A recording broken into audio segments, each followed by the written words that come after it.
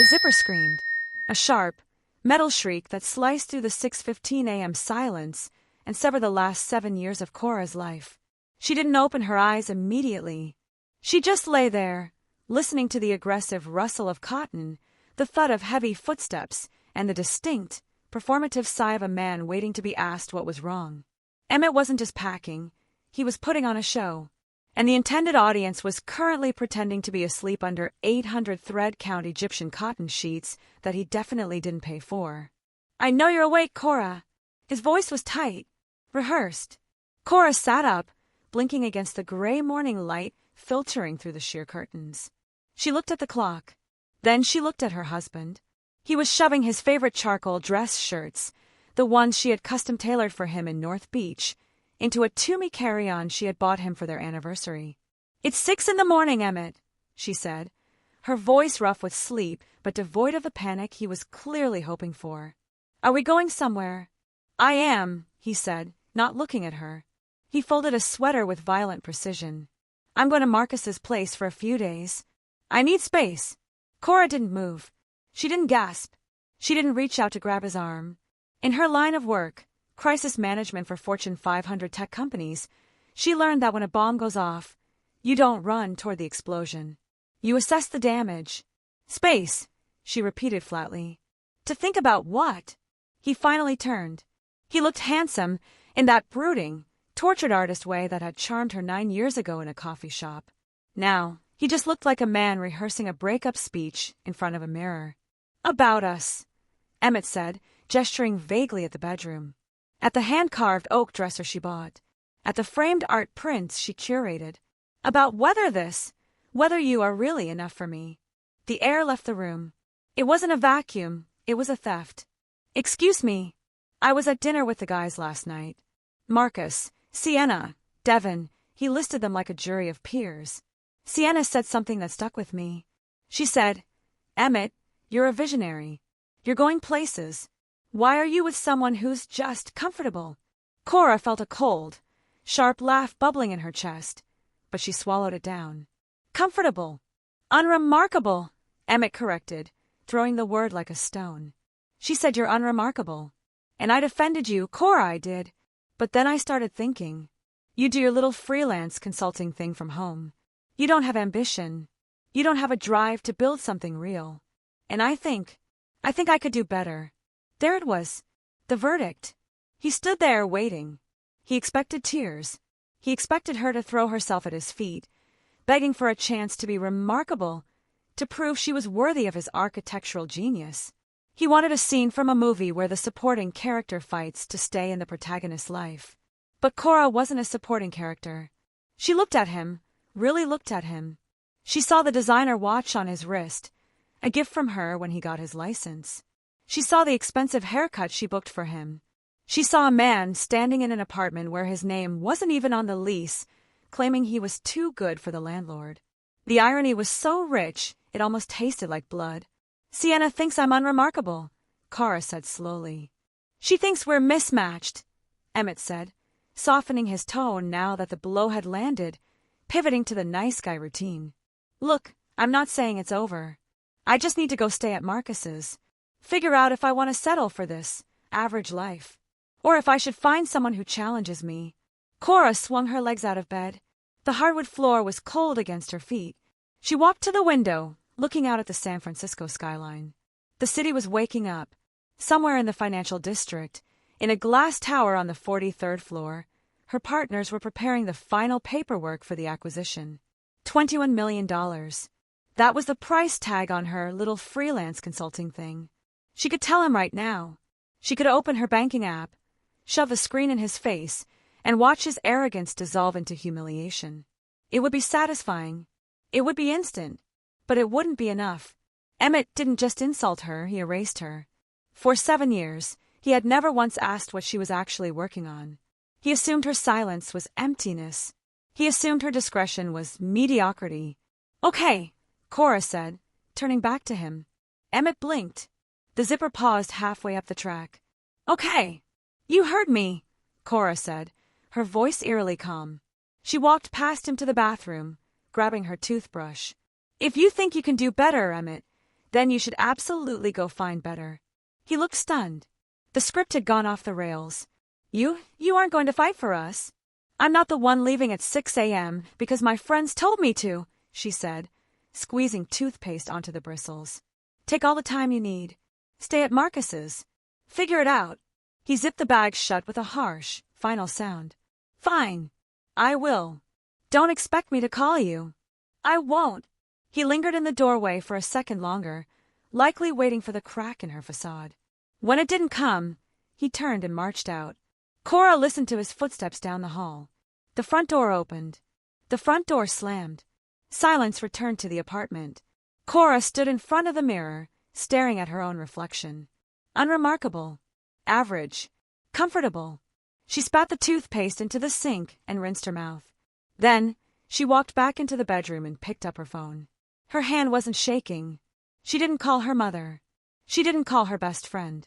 She opened her contacts and found the number for the dealership where the Tesla, the one Emmett had been test driving for 3 weeks and bragging about to everyone, was scheduled for final financing today. She hit dial. Hi, this is Cora Ashford, she said when the sales rep answered, her voice crisp and professional. I'm calling about the down payment on the Model S for Emmett. Yes, the $20,000. She paused, looking at the empty space where his suitcase used to be. Cancel it.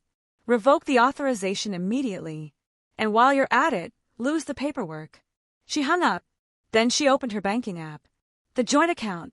The one she quietly topped up every month to cover his lifestyle because his architecture salary couldn't support his champagne tastes. Transfer. Amount. All of it. Destination. Personal savings. Confirmed. The balance in the joint account dropped to exactly $12.43. Cora sat on the edge of the bed, the unremarkable wife in the empty apartment. He wanted to see what life looked like without her average contribution. He was about to find out. The number on the screen didn't look real. It looked like a phone number, or a mistake, or a glitch in the matrix. But it was none of those things. It was $12,700,000, sitting in an account that Emmett didn't even know existed. Cora stared at the glowing digits on her laptop screen, the blue light reflecting in her eyes. She was sitting in a glass-walled conference room on the 43rd floor of the Salesforce Tower, 45 minutes after her husband had walked out on her. The silence up here was different from the silence in the apartment. It wasn't empty, it was expensive. You're doing the stare again, a voice cut through the quiet. Maya, Cora's business partner, and the only person in the world who knew the full extent of the lie Cora had been living, slid a cup of black coffee across the mahogany table. Maya looked like she always did, sharp, impeccably dressed, and ready to strangle a board member. He left this morning, Cora said, not looking up from the bank balance. 6:15 a.m. suitcase. Dramatic exit. The works. Maya pulled out a chair and sat down, her expression shifting from professional curiosity to personal outrage. Please tell me he didn't use the line. He used the line. Cora finally looked up, her eyes dry and hard. He said I was unremarkable. He said he needs someone who challenges him. Apparently, Sienna thinks I'm holding him back from his destiny as the next Frank Lloyd Wright. Maya snorted, a loud, unladylike sound that echoed in the pristine room. The man designs glorified patio extensions, Cora. You just sold a crisis management firm to Catalyst Ventures for $21 million. If you challenged him any more, his ego would spontaneously combust. He doesn't know. Because you didn't tell him.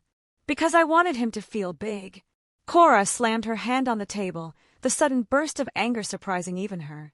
I spent 7 years shrinking, Maya. I made myself smaller so he could fill the room.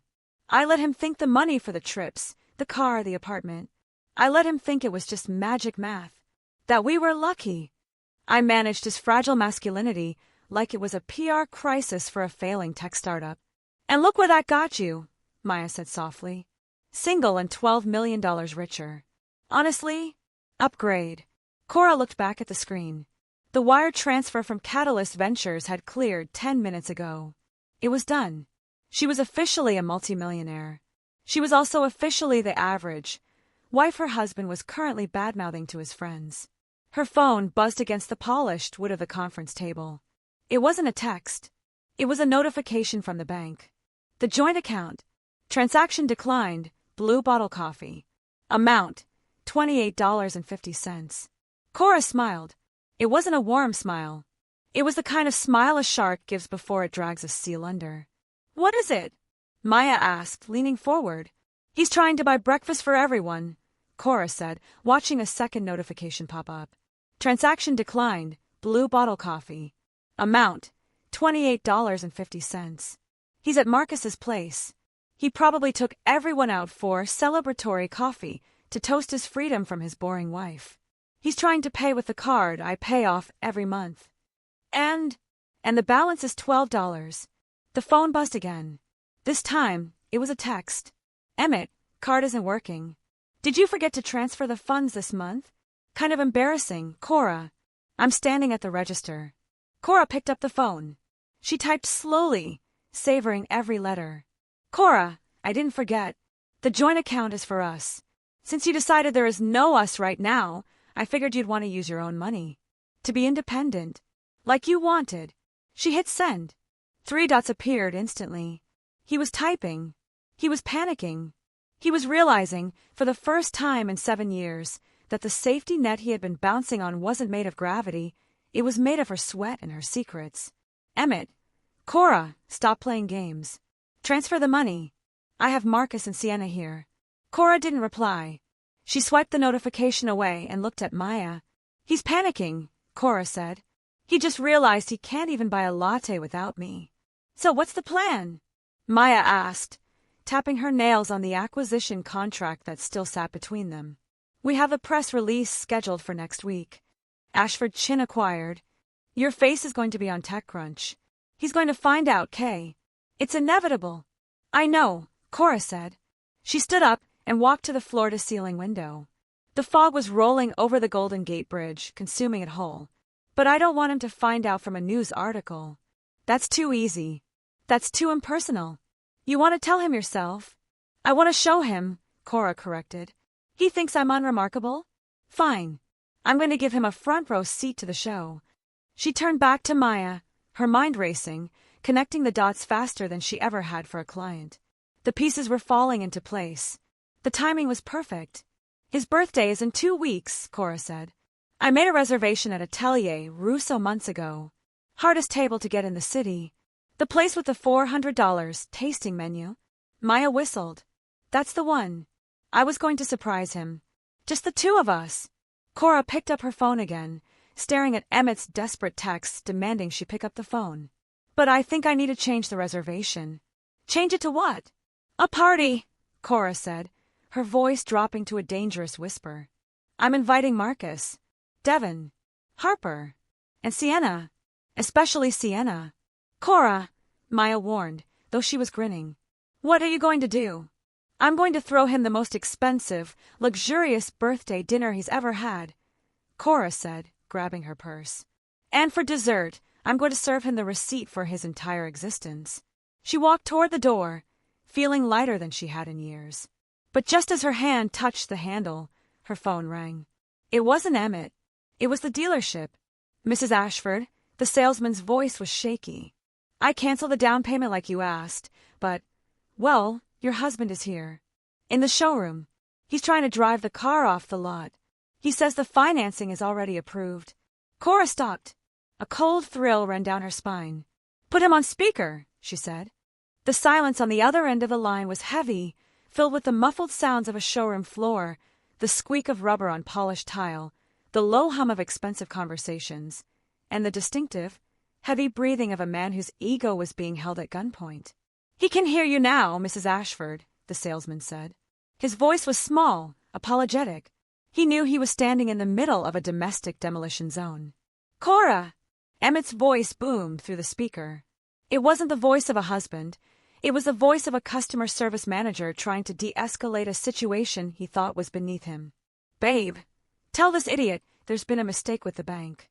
The transfer is pending. Just authorize the release so I can get out of here. Marcus is waiting outside. Of course Marcus was waiting outside. The audience always needed to be present for the performance. Cora leaned back in her leather executive chair, twirling a pen between her fingers. From her vantage point on the 43rd floor, The cars on the street below looked like toys. Which, in Emmett's case, was exactly what they were. "There is no mistake, Emmett," Cora said. Her voice was steady, amplified through the dealership's phone, echoing off the gleaming metal of the cars he could no longer afford. "I cancel the down payment." "You what?" "I revoked the authorization. And since the financing was based on my credit score and my income verification, which, by the way, you listed as household income without asking me, the deal is dead." "This isn't funny, Cora," he hissed, his voice dropping low, trying to hide the panic from the salesman. "I already posted the picture on Instagram. I captioned it 'New Wheels, New Era.' You are humiliating me." "No, Emmett. You humiliated yourself when you told your friends I was unremarkable while driving a car I paid for." Cora stood up, walking to the window. "You wanted to find someone better? Start by finding your own financing. Have a nice walk home." She hung up. She didn't slam the phone down. She simply pressed the red button and severed the connection. It was efficient, brutal, professional. Maya was watching her from the doorway, eyebrows raised so high they nearly touched her hairline. "Remind me never to piss you off." That was cold. "It was necessary," Cora said, though her hands were trembling slightly. Not from fear, but from the adrenaline of finally stopping the charade. She sat back down and opened her laptop.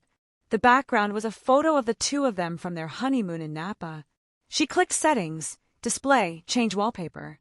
She selected a stock image of a geometric abstract pattern. Clean, sharp, emotionless. For 3 years, this had been her reality. The duality. By day, Cora Ashford was a shark. She and Maya had built Ashford Chin from a laptop in a coffee shop into a crisis management empire. When a fintech CEO accidentally tweeted a racial slur, they called Cora. When a data breach exposed millions of social security numbers, they called Cora. She navigated the darkest corridors of corporate panic with surgical precision. She was feared. She was respected. She was wealthy beyond comprehension. But by night, she was the supportive wife. She remembered the night they landed their first 7-figure contract. It was 3 years ago. She had come home buzzing with electricity, a bottle of Dom Perignon in her bag, ready to tell Emmett that they had made it, that she wasn't just freelancing, she was building a dynasty. But when she walked in, Emmett was sitting on the couch, staring at the wall. He had lost a bid for a library renovation. A small project, barely $50,000. He was devastated. He felt small. "I need to be the rock," she had told herself then. "If I tell him I just made 10 times his annual salary in one afternoon, it will destroy him." So she hid the champagne in the back of the closet. She ordered pizza. She listened to him complain about the politics of architecture for 3 hours. She made herself small, so he could feel big. It was the biggest mistake of her life. "Earth to Cora," Maya said, snapping her fingers. Cora blinked, shaking off the memory. "I'm here." "Good. Because while you were destroying your husband's credit score, I got the confirmation from the PR firm. The press release goes live in 13 days, the morning after his birthday." "Perfect," Cora said. She pulled up the contact info for Atelier Rousseau. "That gives me exactly enough time to plan the main event." She dialed the restaurant. Colette, the maitre d', answered on the first ring. Colette knew Cora not as the wife of a struggling architect, but as the woman who tipped 30% and booked business dinners for Fortune 500 executives. "Madam Ashford," Colette purred. "Is everything in order for the husband's surprise?" "Not quite, Colette. I need to make some changes to the reservation." "Of course. Dietary restrictions?" "No," Cora said, her eyes fixing on the skyline. "Structural changes. I need to increase the party size from 2 to 6. I need the private dining room. The one with the projector screen." "A presentation?" Colette asked, professional curiosity piqued. "Something like that," Cora replied. "And Colette, charge the entire evening to my corporate card. I want the receipt to be impressive. Consider it done." Cora hung up. The trap was set. The stage was booked. The actors were all unaware of their lines. She felt a vibration in her pocket. She expected another angry text from Emmett, or maybe a threat from his mother. But when she looked at the screen, her blood ran cold. It was a notification from her security system. Not the one at the apartment.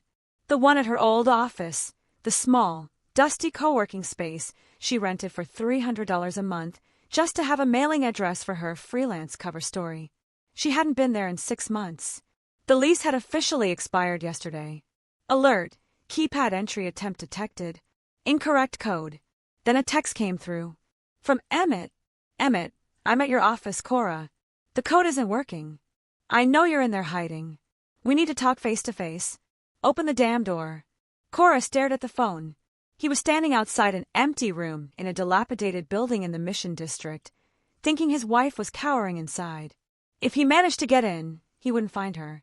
He would find an empty desk, a dead plant, and a pile of eviction notices addressed to Cora Ashford Freelance Services. He was about to discover that the office he had mocked for years didn't even exist. The security feed on Cora's phone was grainy, black and white, and absolutely pathetic. She watched from the comfort of a climate-controlled waiting room on the 52nd floor of the Transamerica Pyramid as Emmett threw his shoulder against the door of her office. It took 2 tries. The cheap laminate wood frame gave way with a splintering crack that the microphone barely picked up. He stumbled inside, chest heaving, ready to confront his lying, hiding wife. But he didn't find a trembling woman cowering behind a desk. He didn't find a secret stash of cash. He found a dead ficus plant, a layer of dust thick enough to write in, and a single, unopened envelope on the floor marked Final Eviction Notice. Cora took a sip of her sparkling water. The carbonation burned pleasantly in her throat. Mrs. Ashford? Cora locked her phone and stood up. It's Miss Ashford, actually. Or it will be soon. Helen Voss stood in the doorway. She was 60, wore a suit that cost more than Emmett's car, and had a reputation for dissecting unfaithful husbands with the precision of a neurosurgeon. Maya had recommended her with 3 words. She protects assets. Come in, Helen said, her voice like gravel wrapped in silk. Let's see the damage. They sat in an office that smelled of old leather and expensive intimidation. Cora placed a thick, leather-bound portfolio on the desk. This wasn't her work portfolio. This was the shadow ledger. My husband thinks I'm a freelance consultant making $40,000 a year. Cora started opening the binder. He thinks the apartment we live in, which I bought before we met, is a rental we're lucky to have at a fixed rate. He thinks the vacations, the dinners, and his wardrobe are funded by his bonuses and some creative budgeting. Helen put on her reading glasses. She flipped the first page, then the second. Her eyebrows climbed higher with every turn. And the reality? Helen asked. The reality is that I've been subsidizing his ego for 7 years, Cora said. She pointed to a column of figures. See this? 2 years of rent while he was an unpaid intern. I paid it from my savings. I told him the landlord gave us a grace period. Why? Because he was depressed. He felt like a failure. So you paid for his dignity, Helen noted, scribbling on a legal pad. What's this $15,000? Camera equipment, Cora said, staring at the number. Leica lenses. A tripod made of carbon fiber. He said he needed to take professional photos of his architectural models to get hired. I told him I got a small inheritance from a great aunt who doesn't exist. Helen stopped writing. She looked over the rims of her glasses. You invented a dead relative to buy him toys? I invented a narrative where he wasn't a charity case, Cora corrected sharply. I thought that's what love was. Partnership. Lifting each other up. Cora, Helen said, leaning forward. That's not partnership. That's a hostage situation where you're paying your own ransom. The words hit Cora harder than Emmett's insults had. Therefore, she didn't argue. She just kept turning the pages. The $8,000 website design. The $3,000 AIA membership. The tailored suits. The dinners where he picked up the check using the credit card she paid off every month. It was a forensic autopsy of a marriage built on a foundation of dollar bills and silence. This is good, Helen said finally, closing the binder with a heavy thud. In California, assets acquired during marriage are community property. Usually, the breadwinner gets taken to the cleaners. But this, she tapped the leather cover. This proves he contributed nothing. Not financially. Not emotionally. He didn't even know the business existed, which means he can't claim he supported its growth. So my company is safe. Your company is a fortress, Helen assured her. But Cora, once we file these papers, once we present this evidence, you are going to destroy him. Not just his bank account, his identity. Men like Emmett, their entire self-worth is wrapped up in being the provider, even when it's a delusion. He called me unremarkable, Cora whispered. He told his friends he could do better. He tried to leave me for a fantasy. So you're going to give him reality, Helen finished. I like it. Cora's phone buzzed on the desk. She glanced at it.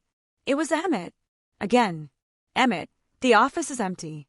There's an eviction notice. What is going on, Cora? Are you broke?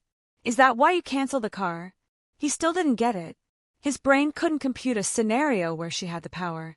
He defaulted to the only logic he understood. If she wasn't at work, she must have failed. Emmett, I'm coming to the apartment. We need to talk. If we're in financial trouble, I need to know. I can help fix this. Cora laughed.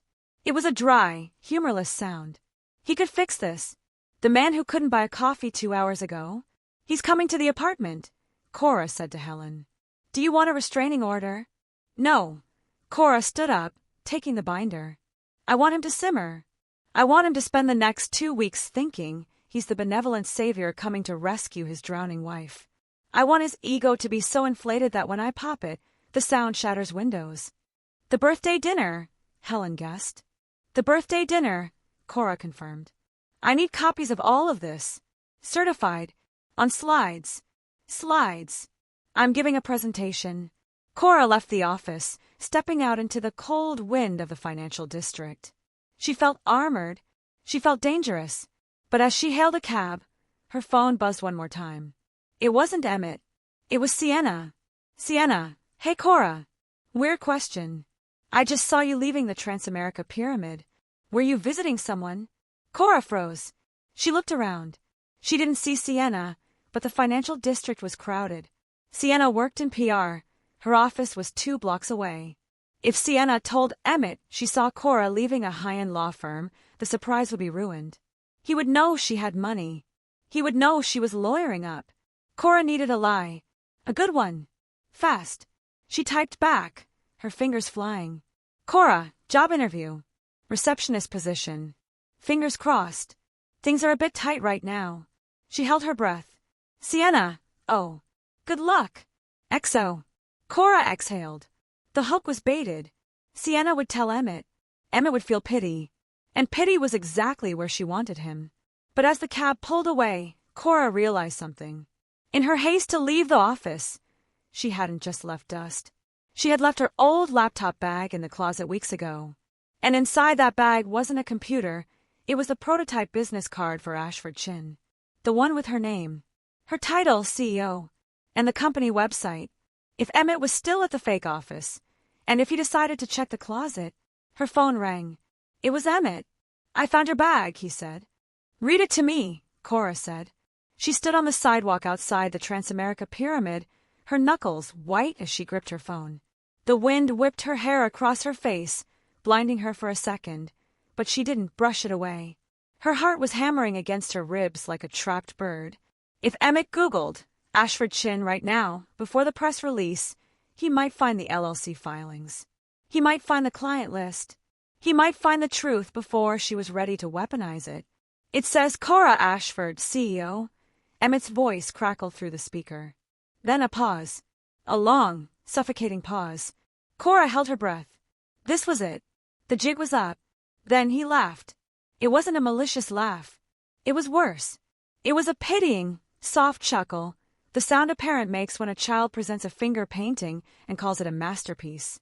Oh, honey, Emmett said, his voice dripping with condescension. CEO? Really?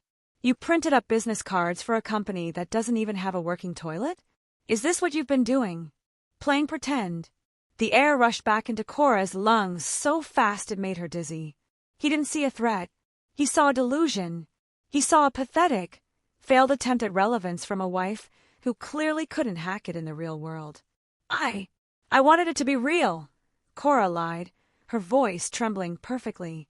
I thought if I had the cards, the clients would come. That's not how the world works, Cora, Emmett lectured, sounding more confident than he had in weeks. The power dynamic had shifted back to where he liked it. Him on the pedestal, her in the gutter. You can't just manifest success. You need talent. You need drive. I know, she whispered. I know that now. Look, I'm going to take this bag, he said magnanimously. And I'm going to Marcus's. We'll talk at the birthday dinner. Just don't cancel it, okay? I know money is tight if you're getting evicted from this dump, but the guys are expecting a night out. I'll cover the bill if I have to. I can put it on my credit card. The credit card she paid for. No, Cora said, steeling herself. The dinner is on. It's my gift. One last hurrah. Okay. See you in 2 weeks. And Cora, maybe stop with the CEO stuff. It's embarrassing. He hung up. Cora lowered the phone. She stood there for a full minute, letting the anger crystallize into something harder, sharper. He thought she was playing pretend. Fine. She would show him exactly how real she was. The next 13 days were a blur of calculated silence. Cora moved into a hotel, the St. Regis, paid for by her corporate account. She stopped responding to Sienna's texts asking about the receptionist job. She let them all marinate in their assumptions. Then, the night arrived. Saturday, 7:45 p.m. Atelier Russo was glowing like a lantern in the fog. Cora arrived 15 minutes early. She wasn't wearing the sensible beige separates Emmett preferred. She was wearing a midnight blue silk dress that fit like a second skin and cost more than Emmett's student loans. Her hair was slicked back, sharp and severe. On her lips, a shade of red that looked like a warning. Colette met her at the door with a knowing nod. The room is ready, Ms. Ashford. The equipment is set up. The champagne is on ice. And the guests? Arriving now. Cora walked through the main dining room. She felt eyes on her, not the dismissive glances she was used to, but the hungry looks of people sensing power. She entered the private dining room. It was soundproofed, encased in glass on one side, looking out into the wine cellar. A long mahogany table was set for 6. At the head of the table, a white projector screen descended from the ceiling, currently blank. She took her seat at the head of the table. And she waited. At 8 p.m. sharp, the door opened. They came in a pack, loud and smelling of expensive cologne and entitlement. Marcus led the way, laughing at something Devon said. Sienna followed, wearing emerald green and a look of practiced concern. Harper brought up the rear, checking her watch. And then Emmett. He stopped in the doorway when he saw her. His eyes widened. He took in the dress, the hair, the way she sat at the head of a table like a queen on a throne of knives. "Cora," he asked, stepping into the room. "Wow, you look different." "I feel different," she said coolly. "Sit down, everyone." Sienna bustled over, leaning in for a fake air kiss. "Cora, sweetie, Emmett told us about the job situation. We're so proud of you for trying. Really. Don't worry about tonight, okay? We can order the cheap wine." Cora smiled. "Sit down, Sienna." They shuffled into their seats. The atmosphere was weird. They sensed it. The table was too wide. The room was too quiet. And why was there a projector screen? "Is there a movie?"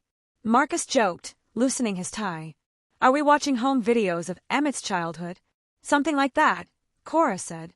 She signaled Colette with a single raised finger. Instantly, a phalanx of waiters swarmed the room. They didn't bring menus. They brought bottles. Dom Perignon, vintage 2008. The good stuff. They poured quickly, efficiently, filling the crystal flutes before anyone could protest. "Whoa," Devon said, eyeing the label. "Cora, this is like $400 a bottle. Are you sure you can?" "I said sit," Cora interrupted, her voice snapping like a whip. The room went dead silent. Emmett looked at her, really looked at her, for the first time that night. He saw the coldness in her eyes. He saw the absence of the unremarkable wife he had discarded. "Babe, what is this?" he asked, his voice wavering. "What's with the screen?" Cora picked up a small silver remote control from the table. She swirled her champagne, watching the bubbles rise. "You told me 2 weeks ago that you needed to find someone remarkable, Emmett. You told your friends I was average. You told me I was playing pretend." She took a sip. "So, I thought I'd give you a performance review." She pointed the remote at the screen and pressed the button. The projector hummed to life. A beam of white light cut through the dim room, hitting the screen with blinding brightness. The first image wasn't a bank statement. It wasn't a receipt. It was a screenshot of a text message. A text message sent from Sienna to Emmett, dated 3 months ago. Sienna, she's just so boring, Em. I don't know how you stand it. You're a star. She's a placeholder. Sienna gasped, dropping her fork. It clattered against the china, a gunshot in the silence. Shall we begin? Cora asked. The color drained from Sienna's face, so fast it was almost audible. She looked like she had been slapped, but the hand that struck her was her own digital footprint projected 5 feet high in high definition. I was drunk, Sienna stammered, her voice pitching up an octave. She looked frantically at Emmett, then at Marcus. That was months ago. It was a joke. Cora, you know how we talk. I do know how you talk, Cora said, her voice terrifyingly pleasant. You talk like people who think the bill will never come due. She clicked the remote. Slide 2. It was Emmett's reply to Sienna's text. Emmett, I know. It's like living with a ghost. She's just there. No spark. No fire. But she's safe, you know. Emmett made a noise that sounded like a strangled cat. He half rose from his chair, his napkin falling to the floor. Cora, turn it off. This is insane. You hacked my phone. I didn't hack anything, Cora said, gesturing for him to sit. He didn't. He stood there, gripping the edge of the mahogany table, his knuckles white. You left your iPad logged in at the apartment, Emmett. The apartment I pay for. The iPad I bought. You're making a scene, Marcus muttered, looking at the door like he wanted to bolt. This is private stuff, Cora. Dirty laundry. Oh, we're not airing laundry, Marcus, Cora corrected. We're auditing the books. She clicked again. Slide 3. The screen shifted from text bubbles to a spreadsheet. It was clean, color-coded, and brutal. The header read, The Emmett Stipend, 2017 to 2024. What is that? Devon squinted at the screen. That, Cora said, walking slowly toward the screen, blocking the light, so her shadow fell over the numbers, is a breakdown of every dollar I have spent subsidizing Emmett's genius since the day he graduated. She pointed to the first column. Rent, 2017 to 2019. Emmett was an unpaid intern. He told you all he was consulting. In reality, he was fetching coffee and crying in the shower. I paid $48,000 in rent from my savings, so he wouldn't have to move back in with his parents. Emmett's mouth opened, but no sound came out. He looked like he'd been punched in the gut. Camera equipment, Cora continued, pointing to the next figure. $15,000. That inheritance from my great-aunt? It was my bonus from my first major crisis management contract. There is no aunt. Just me. Crisis management. Harper spoke up for the first time. She was looking at Cora with narrow, calculating eyes. You're a freelancer, Cora. You fix websites. Cora ignored her. She kept clicking. Slide 4. The lifestyle. Receipts for the bespoke suits. The dinners at Gary Danko. The Tesla lease payments. The Cartier watch on Emmett's wrist right now. You told me I was comfortable, Cora said, turning to face her husband. The projector light haloed around her, making her look like an avenging angel. You were right. I made you comfortable. I cushioned every fall, funded every dream, and paid for the very stage you stood on to look down on me. Stop it, Emmett shouted. He slammed his hand on the table, rattling the champagne flutes. Where are you getting these numbers? You're broke. I saw the eviction notice. You're drowning in debt and trying to blame me for it. The room went quiet. Emmett was panting, his face red. He genuinely believed it. He thought this was the desperate lashing out of a woman who had lost everything. The eviction notice, Cora said softly. That was for a dummy office, Emmett. A shell. A mailing address I used to keep you from asking questions. Questions about what? He spat. About your failure. No. Cora clicked the remote one last time. The screen went black for a second. The hum of the projector fan filled the silence. Then, the final slide appeared. It wasn't a spreadsheet. It was a letter. On the official letterhead of Catalyst Ventures. Confirmation of acquisition, Ashford Chin Crisis Management. Purchase price, $21 million. Payout to Cora Ashford, CEO $12,700,000. The number was so big it barely fit on the slide. Sienna gasped again, but this time it was genuine horror. Marcus choked on his champagne. Emmett stared. He blinked. He squinted. He read the number. Then he read his wife's name. Then he read the number again. 12 million, he whispered. The anger drained out of him instantly, replaced by a terrifying, hollow confusion. But, you fix websites. I fix disasters, Cora corrected. I handle data breaches for Fortune 500 companies. I manage executive scandals. I built an empire in the spare bedroom while you were busy telling your friends how average I was. She walked back to the head of the table and picked up her glass. I didn't tell you because I wanted to protect your ego. I thought if you knew I was successful, really successful, you'd feel small. So I hid it. I played the role. She took a sip, her eyes locking with his. But you called me unremarkable, Emmett. You said you could do better. She reached into her purse and pulled out a black card. Not a credit card, a key card, to the St. Regis. So, I'm giving you exactly what you asked for. I'm gone. The money is gone. The support is gone. She dropped the remote on the table. Happy birthday, Emmett. You're going to need to pick up the check for this one. I hear the tasting menu is $400 ahead. She turned and walked toward the door. Cora, wait! Emmett scrambled over his chair, knocking it backward. Cora, please. Is this a joke? 12 million. Babe, wait. She didn't wait. She walked out of the private room, through the silent main dining room, and out into the cool night air. But she didn't get far. As she reached the curb, her phone exploded with notifications. Not texts. News alerts. Ping. TechCrunch. The invisible CEO. How Cora Ashford built a $21 million empire in secret. Ping. Forbes. Ashford Chin acquired by Catalyst Ventures. It was live. The world knew. And as she looked back at the restaurant window, she saw Emmett pressing his face against the glass, holding his phone up, reading the headline that confirmed he had just thrown away a winning lottery ticket because he didn't like the wrapping paper. The door to Atelier Rousseau clicked shut behind her, sealing the noise, the heat, and the wreckage inside. The silence of a street was jarring. Cora stood on the pavement for a moment, the cool San Francisco mist settling on her bare shoulders, listening to the pounding of her own heart. It wasn't a frantic rhythm anymore. It was a war drum. Steady. Heavy. Final. She didn't run.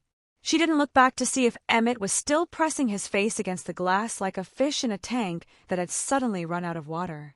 She simply raised her hand, signaling the black town car waiting at the curb. St. Regis, please, she told the driver. As the car pulled away, sliding smoothly into traffic, Cora allowed herself a single grim smile. She checked the time. 8:17 p.m.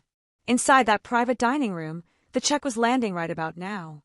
Cora did the math in her head as she watched the city lights blur past the tinted window. 6 tasting menus at $400 a head. 3 bottles of Dom Perignon at $450 each. Sparkling water. Service charge. Tax. The bill would be just over $4,000. Emmett currently had access to $12.43.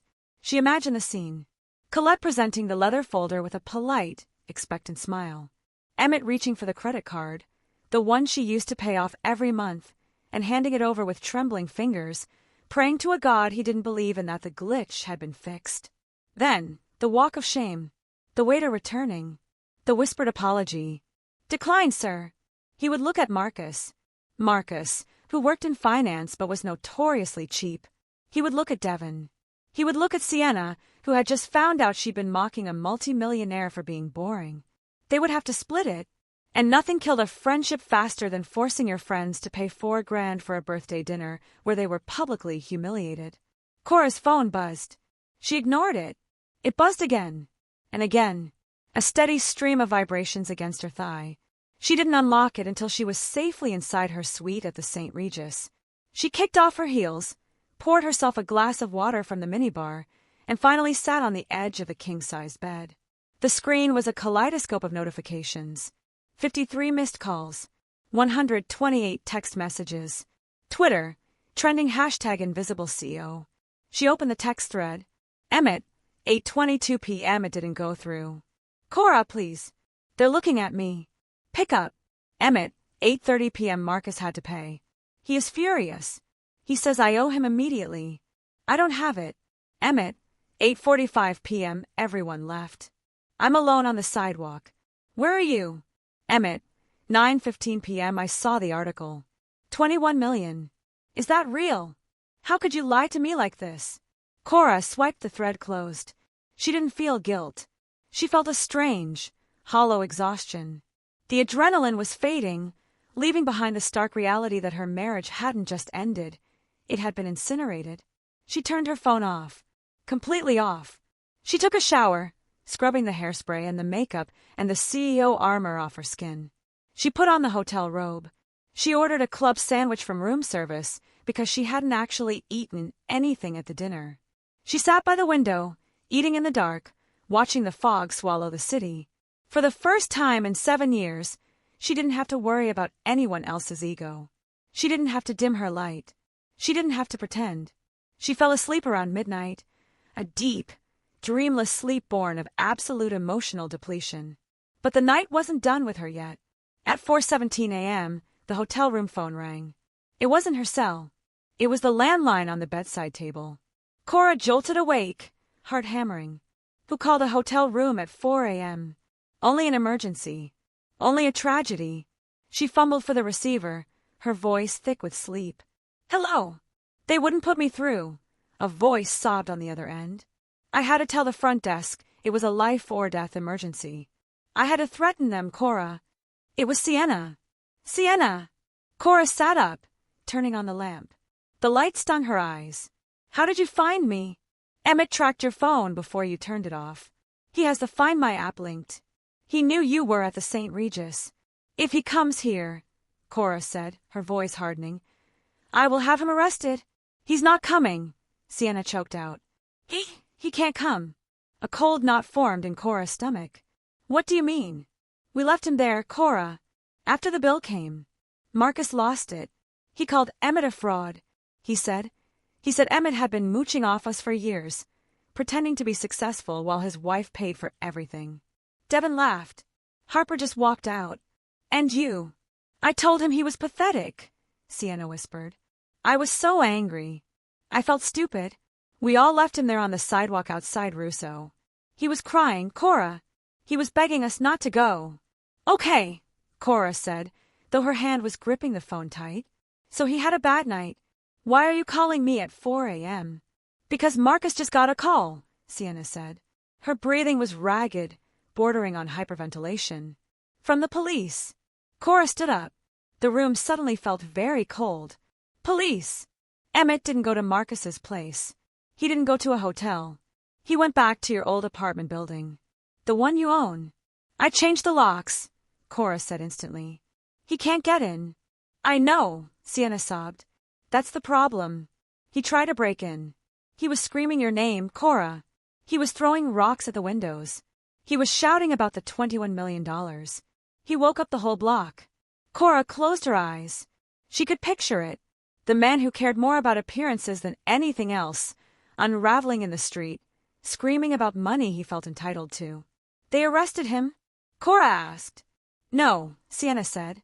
The word hung in the air, heavy and terrifying. They didn't arrest him. He tried to climb the fire escape to the balcony. It was raining. It was slippery. The silence that followed was louder than the scream of the zipper that had started this whole mess 2 weeks ago. Sienna, Cora said, her voice barely a whisper. What happened? He fell, Cora. He fell from the 3rd floor. He's in surgery at San Francisco General. They don't know if he's going to wake up. Cora dropped the phone. It dangled by its cord, swaying back and forth, Sienna's tinny, crying voice still coming through the speaker. Please answer. Something happened tonight, and it's about you. Cora stared at the receiver. The unremarkable wife had destroyed his ego, but gravity had done the rest. The phone receiver swayed back and forth on its cord like a pendulum counting down the seconds of a life that had suddenly gone off the rails. From the earpiece, Sienna's voice was still leaking out, tiny, distorted sobs that sounded like static. Cora didn't pick it up. She didn't scream. She didn't cry. She went into crisis mode. It was a switch she had flipped 1,000 times for clients. When a CEO was caught embezzling, or a server farm caught fire, Cora didn't feel, she executed. She walked to the closet and pulled out a black trench coat. She slipped into loafers. She grabbed her purse, her phone, and the keycard. She walked out of the St. Regis suite without looking back at the dangling phone. The Uber ride to San Francisco General Hospital was a blur of wet pavement and streetlights smearing against the window. Cora unlocked her phone. She had to know the landscape. The headline on SF Gate had already updated. Breaking. Husband of newly revealed tech CEO critical after fall from Mission District Department. The narrative was shifting in real time. The comment section, which hours ago had been cheering for her girl boss moment, was now fracturing. Did she push him? He was distraught because she humiliated him. Money changes people. She gets rich, he ends up on the pavement. Cora turned the screen off. The court of public opinion was already in session, and she was the defendant. The hospital emergency room was a chaotic hive of fluorescent light and the smell of antiseptic and despair. Cora walked through the sliding doors, her face a mask of impenetrable calm. She spotted Sienna immediately. Sienna was sitting in a hard plastic chair, mascara running down her face in black rivulets, clutching a styrofoam cup of coffee with shaking hands. When she saw Cora, she stood up, looking like she wanted to hug her. Cora stopped her with a raised hand. "Don't." "Cora, it was awful," Sienna blubbered, ignoring the boundary. He was screaming about the money. He kept yelling, "She owes me. She owes me." And then he tried to jump for the railing and the sound, Cora, the sound when he hit. "Where is he?" Cora asked, her voice devoid of warmth. "They took him to surgery. Dr. Aris is working on him. Spinal trauma. Internal bleeding." Sienna wiped her nose. "Marcus and the others, they didn't come. They said they didn't want to get involved with the police." "Cowards," Cora noted. "And you." "I stayed. I felt like we did this." "We." Cora stepped closer, towering over the weeping woman. "I paid for a dinner. You mocked a husband you thought was successful, and then abandoned a friend you realized was broke." "Do not say we, Sienna." Emmett climbed a fire escape in the rain because he thought he was entitled to a life he didn't earn. "That is not on me." "Mrs. Ashford?" A man in scrubs approached them. He looked exhausted, with dark circles under his eyes that matched the bloodstains on his shoes. "I'm Cora Ashford," she said. "I'm Dr. Aris. Trauma surgery." He gestured to a private consultation room. "We should talk." Cora followed him, leaving Sienna weeping in the hallway. Inside the small room, the air was heavy. "Your husband is alive," Dr. Aris said.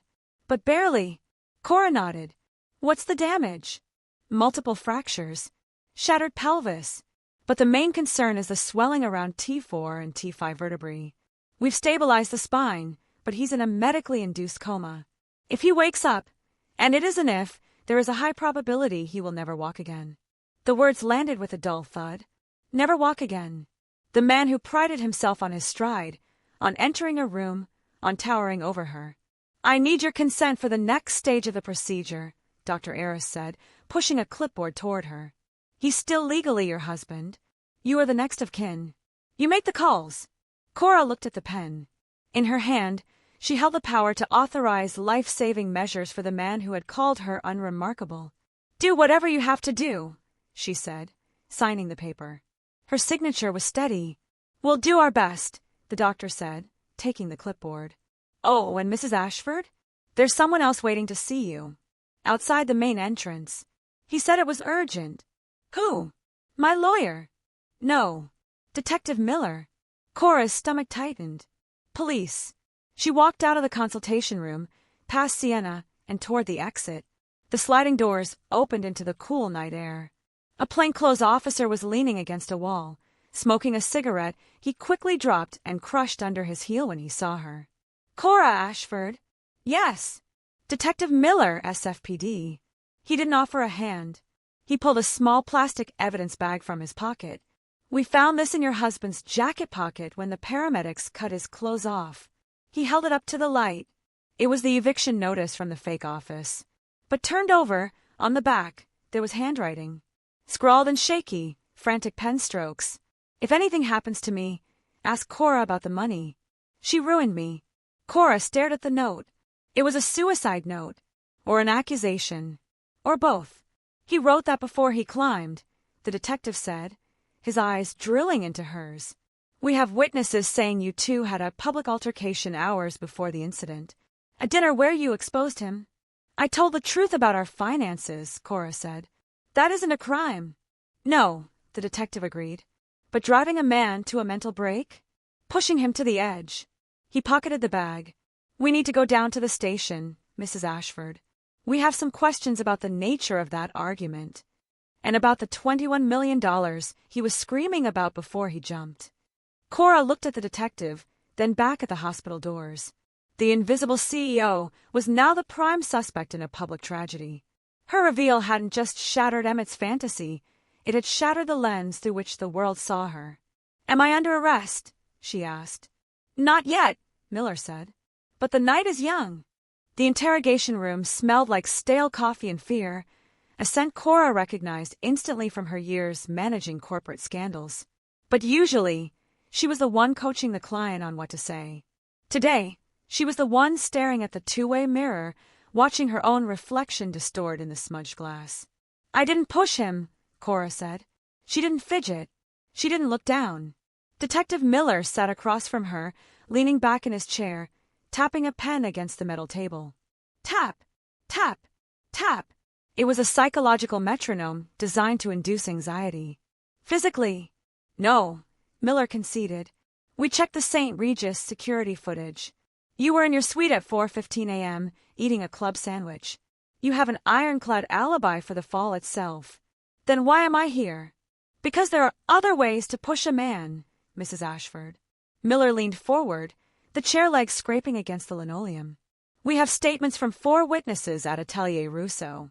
They say you orchestrated a public execution of your husband's character. You presented financial documents designed to humiliate him. You stripped him of his car, his home, and his dignity in under 30 minutes. I stripped him of his illusions, Cora corrected sharply. He was living a lie that I paid for. I stopped paying.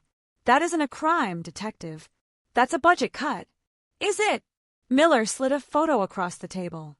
It was the note found in Emmett's pocket. She ruined me. This looks like a motive for a suicide attempt. Or a revenge plot. Did you know he was prone to instability? Did you know that taking away the money would break him? I knew he had an ego, Cora said, her voice wavering slightly. I didn't know it was the only structural support he had. The door flew open. Helen Voss swept into the room like a hurricane in a Chanel suit. She didn't look at the detective. She looked at Cora. Don't say another word, Helen commanded. She turned to Miller. My client is leaving. You have no charges, you have no evidence of a crime, and you are currently harassing a CEO of a multi-million-dollar company based on the scribblings of a man who trespassed on her property. We're just having a conversation, Miller said, raising his hands.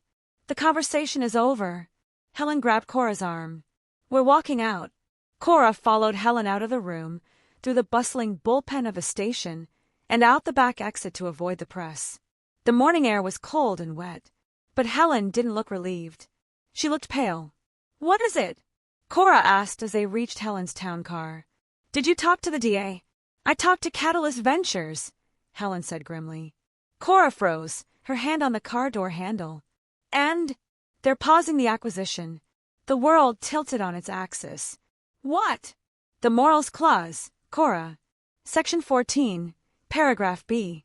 Any executive conduct that brings public disrepute or scandal to the acquiring entity. The headlines are ugly. Tech CEO's husband in coma after public humiliation. Investors are spooked. They're freezing the wire transfer. The $12.7 million is in escrow, but they might claw it back. Cora leaned against the car, feeling the cold metal seep through her coat. I could lose it. All of it. If Emmett dies, or if he wakes up and sues you for emotional distress, yes. You could lose the deal. You could lose the company name. You could end up with nothing but legal bills. So I'm back to being unremarkable, Cora whispered. Just broke and cruel. We fight it, Helen said, though she didn't sound convinced. But we need the narrative to change. We need Emmett to be the villain, not the victim. And right now, a man in a coma is very sympathetic. Cora's phone buzzed. She pulled it out. It was Sienna. Sienna, he's awake. Cora stared at the screen. Helen, he's awake. That's complicated, Helen said. If he wakes up and blames you, we're in trouble. If he wakes up and admits he was drunk and reckless, we're saved. Before Cora could reply, the back door of the police station opened. Detective Miller walked out. He wasn't holding a notepad this time. He was holding an iPad. Mrs. Ashford, Miller called out. Wait! We're leaving, Detective, Helen snapped. You might want to see this first, Miller said. His tone was different, less accusatory, more disturbed. We just got access to your husband's iCloud. It backed up a video file 3 minutes before the fall. Cora stepped away from the car. A video. He was recording himself. On the fire escape. Miller tapped the screen and turned the iPad toward them. The video was shaky, dark, illuminated only by the streetlights below and the flash of lightning. Rain was streaking the lens. Emmett's face filled the frame. He was soaked, his eyes wild, his pupils blown wide. He didn't look sad. He didn't look suicidal. He looked enraged. You think you can lock me out? Emmett screamed into the camera, spitting rainwater. He held up a heavy metal object, a tire iron. You think you're the CEO? You're nothing without me, Cora. I'm going to break every window in this place.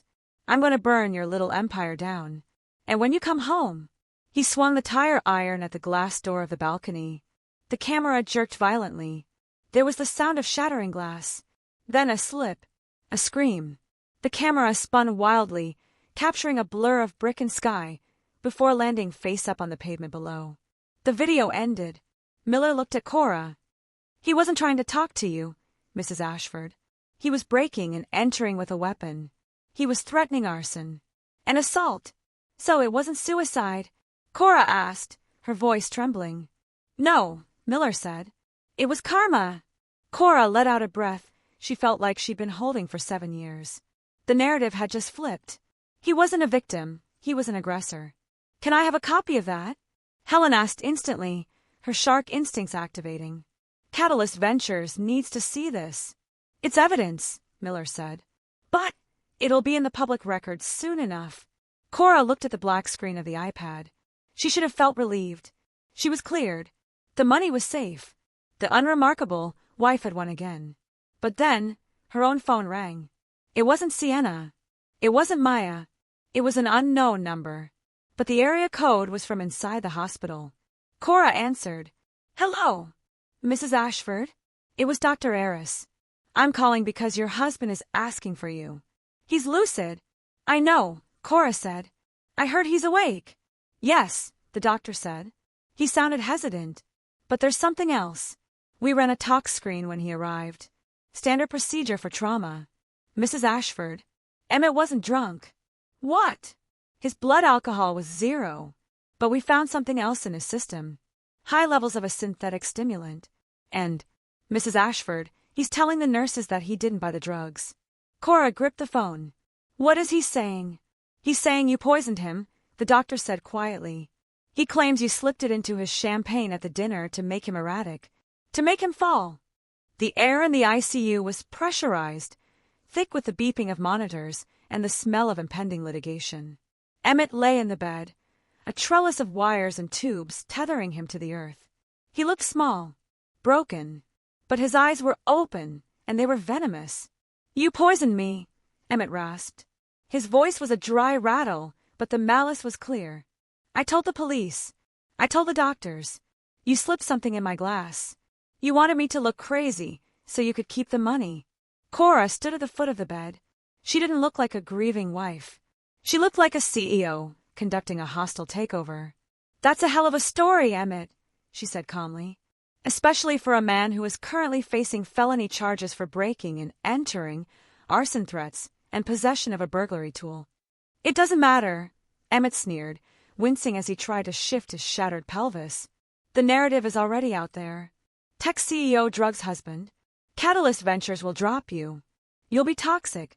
Unless... He paused, letting the blackmail hang in the air like a guillotine blade. Unless...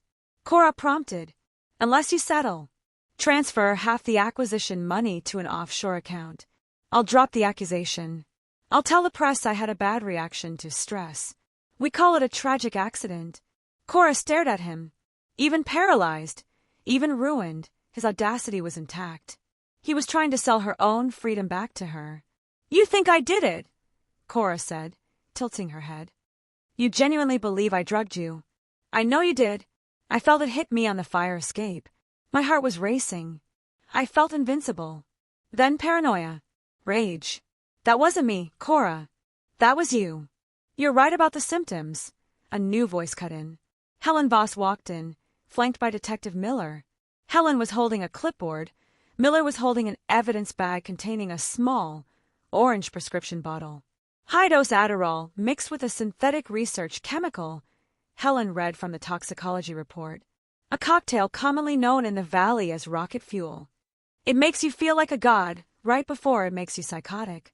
I never took that, Emmett insisted, his eyes darting to the detective. She must have put it in the wine. That's interesting, Miller said, stepping forward.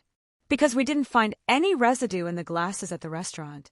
But we did find this bottle in the glove compartment of the Tesla you were trying to steal. Emmett froze. The prescription isn't in your name, Mr. Ashford, Miller continued.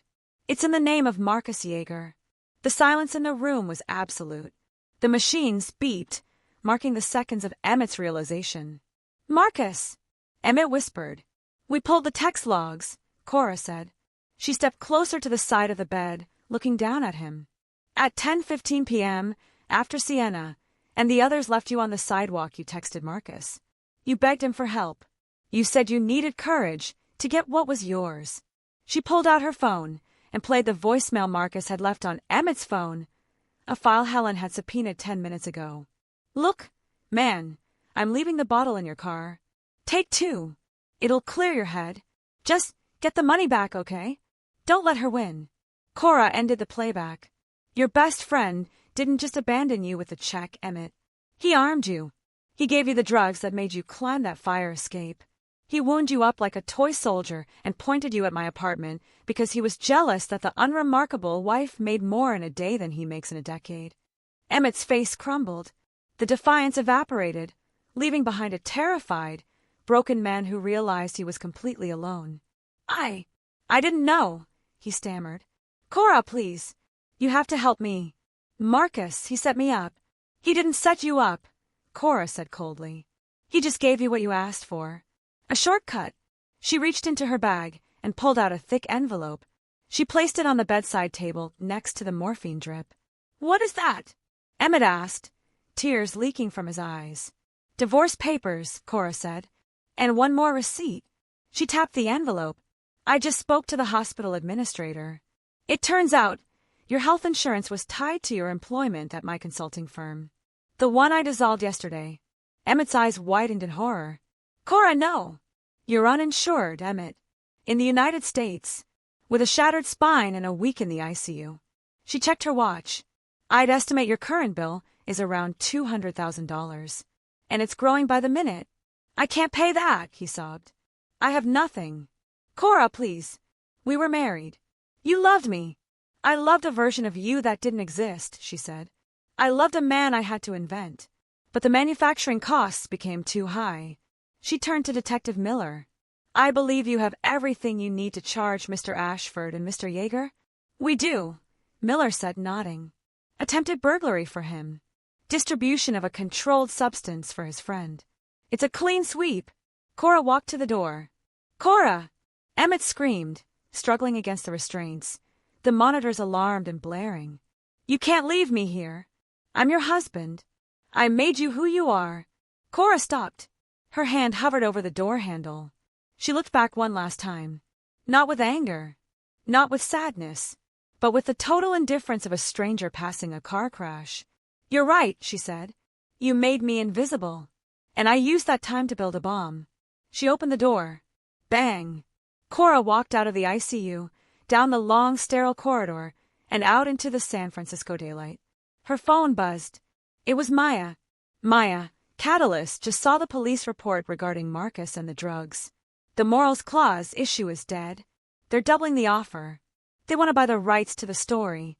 Cora smiled. She typed back. Cora, tell them the price just went up to 30 million. Remarkable comes with a premium. She put on her sunglasses, hiding eyes that had seen too much, and stepped into the back of her waiting car. She didn't look at the hospital. She looked at the skyline, sharp and glittering in hers. She was no longer invisible. She was unstoppable. The end.